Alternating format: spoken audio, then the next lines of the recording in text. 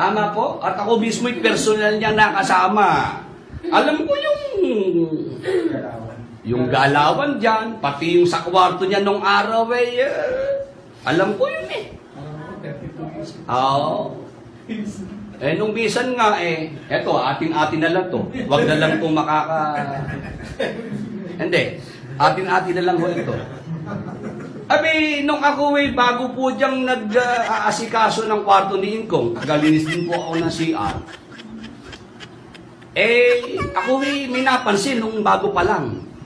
Abi, CR yan ni Ingkong, sa kwarto niya. Meron siya sariling CR sa kwarto niya. Ako'y naglilinis. Kapasin-pasin ko may mga hanger, may nakasabit. Underwear. Kaya lang, ang pasin ko, ba't ka ako parang iba to? Sabi, ang nakita ko'y soin. Bago ako noon. Ayan, si Ingkong nanonood sa akin.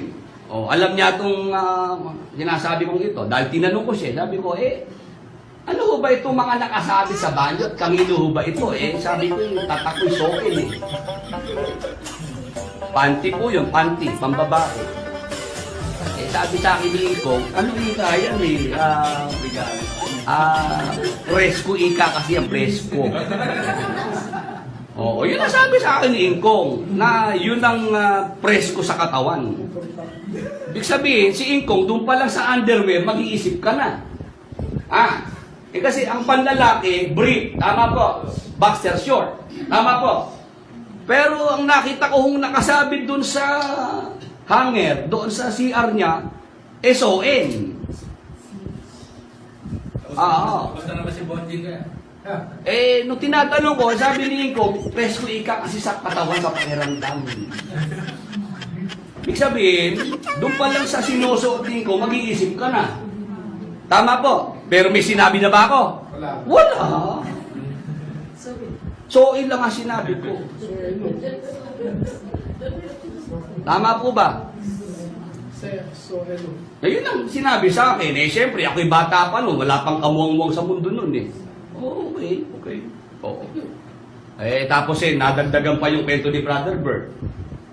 Na yung sabon tumalsik. Brother Bert, paabot na ng sabon. Kaya ngayon napagdudugtong-dugtong ko yung pangyayari. Pero wala pa akong konklusyon, Ako hubay nagbigay na ng konklusyon. Wala. Hindi ako nagbibigay ng konklusyon. Ngayon, ang ating paksa. May nakita akong short video clips regarding sa kaanib ng MCGI na si Ellie Soriano ay nagsusuot ng SON na panty. So, kasi kalimitan sa mga kaanib ng MCGI, sila ay nagsasabi na huwag kang magsusuot ng, kapag ikaw lalaki, huwag kang magsusuot ng damit babae. Pag ikaw babae, huwag kang magsusuot ng damit lalaki. So, ibabalik ko yung tanong. Si Ellie Soriano, ayon mismo to sa kaanib ninyo, ay nagsusuot ng SON panty. So, bago kayo mamuna sa kung ano yung dapat suotin ng bawat tao, punahin nyo muna yung sinusuot ng founder nyo. Baka mamaya hindi lang SON ang sinusuot niyan, di ba? Doon sa Old Testament, which is Deuteronomy, na mababasa yan, and even sa mga Leviticus, na huwag magsusuot ang lalaki ng damit babae o yung babae na damit lalaki. Sino ba yung kausap doon? During that time, sa mababasa natin sa Bible, sino yung kausap niya doon? It was written in the Old Testament. Hindi po ba yung mga Israelites na nasa Old Testament? Bakit sila kinakausap na o kayo, lalaki ka, wag kang magdadamit babae, or ikaw, babae ka, wag kang magdadamit lalaki? Bakit sila kinakausap? Kasi doon sa Book of Deuteronomy, ang mga Israelites ay may sinasamba na Diyos-Diyosan, which is si Baal. At isa sa tradisyon ng pagiging pagano nila, na which is itong mga Israelites na to, yung lalaki dapat magsuot ng pambabae para makipagtalik sa kapwa lalaki. Ganon din yung mga babae magsusuot ng damit pandalaki para makipagtalik sa kapwa babae. At ang mensahe na yan ay para sa mga taga-Deuteronomyo, para sa mga taga-lumang tipan. Wala po kahit kailan tayong mababasa sa New Testament na may napunta sa impyerno sa pamamagitan ng pananamit. Wala. Ang sabi nga, ang nagpaparumi sa tao ay yung lumalabas sa bibig at hindi yung pumapasok. So, walang sinabi na ang nagpaparumi sa tao ay pananamit.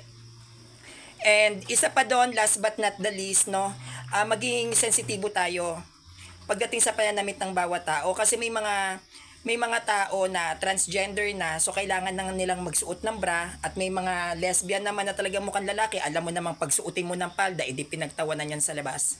So, case to case basis, yung pananamit ng isang tao, as long as hindi mo ginagamit sa kasalayan, as long as hindi mo ginagamit sa prostitution, at as long as yung pananamit mo ay hindi mo ginagawa para manghalay ng mga lalaki o ng babae, wala po akong nakikitang masama doon. Siguro, yung pananamit ay dapat lang i-appropriate, depende sa lugar na pupuntahan, katulad ng simbahan, syempre wag kang mag-short.